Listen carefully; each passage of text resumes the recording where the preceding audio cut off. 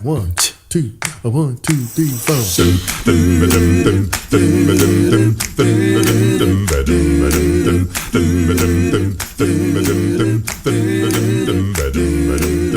Welcome, everyone. This is Joe Dager, the host of the Business 901 podcast. With me today is Brandon Brown. He is an associate for the W3 Group and delivers tangible and sustainable continuous improvement results as a Toyota Kata coach and lean instructor.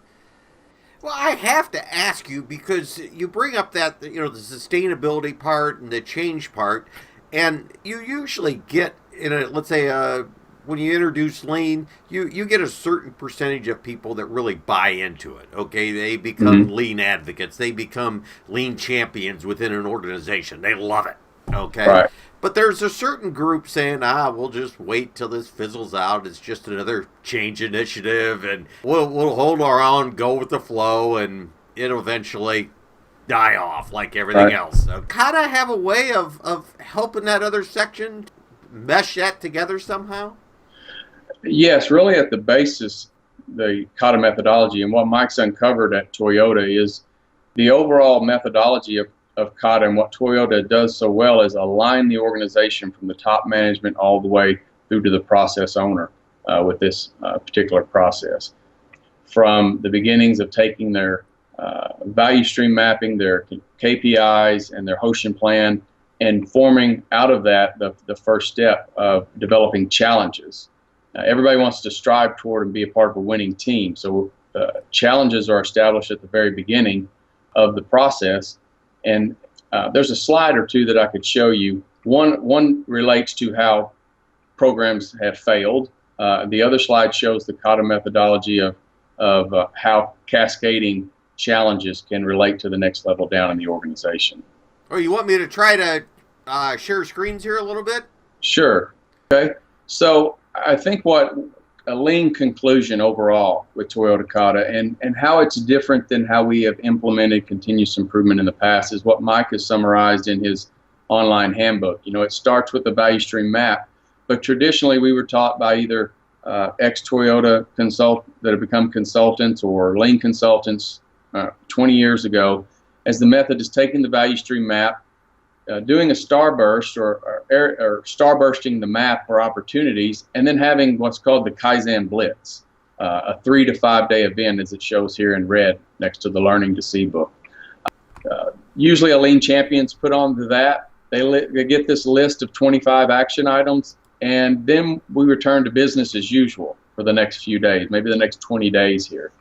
And that lean champion then is able to get 4 or 5 of the 25 things done, and it's business as usual. He's pulled in different directions, but it comes a point in time about 30 days later, it's time to attack the next starburst and have the next Kaizen event.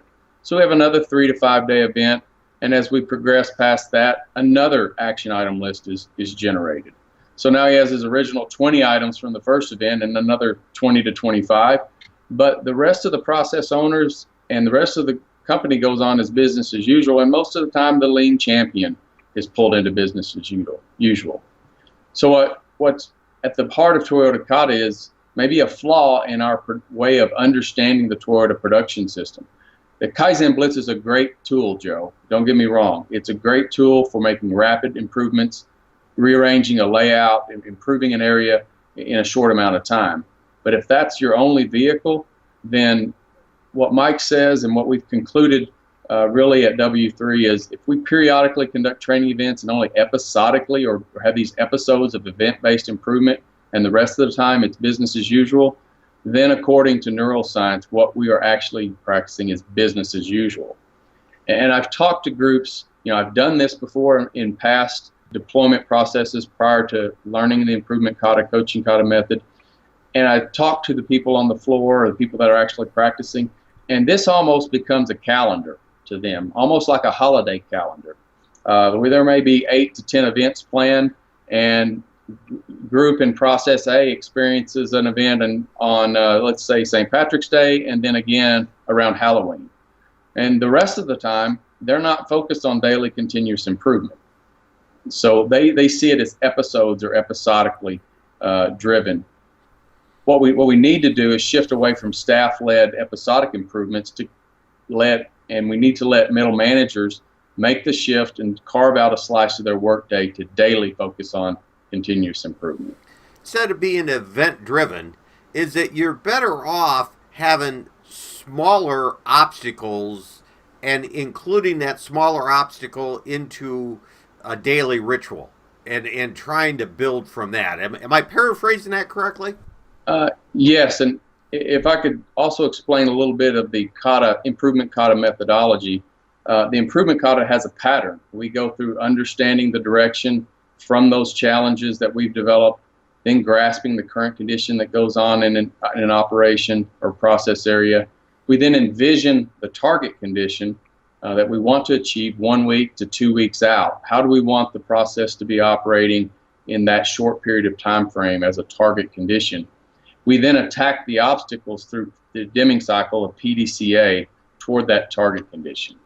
And so another way to look at it from an organizational standpoint is that the vision of the company is distant, far out. It's 50 plus years. Every company wants to be the best, greatest, highest customer satisfaction, no complaints. Our customers sing our praises. We have the best quality in our industry. You know, all those far out, far-reaching direction givers, the true north that puts us in alignment.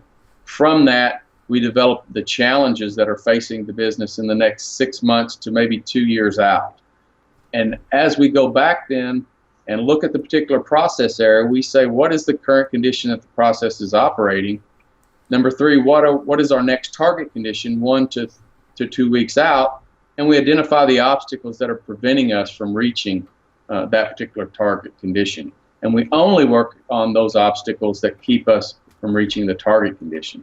If 5S, which is a lean tool, is not directly helping us reach a target condition of meeting a customer demand or establishing a one piece flow, then we're not going to work on 5S. We're going to work on use those tools and those processes that specifically address those obstacles preventing us from reaching the target condition.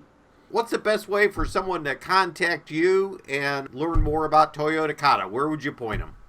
I would point them, they can email me directly at brandon.brown@w3groupllc.com. They can go to our W3 website and meet all of our practitioners on there and make contact. There's a lot of resources, a lot of presentations, a lot of information that they can self-educate themselves a little bit more, a little bit further about that. But they can feel free to email me. My cell phone is usually always on. It's 479-856-1919. So I'm willing to take a call and discuss opportunities and where companies feel that their pain might be, where they might be able to improve. Heck, he even took my call, so which I thank you very much. This podcast will be available on the Business 901 iTunes Store and the Business 901 website. So thanks everyone for listening. Thanks, Joe.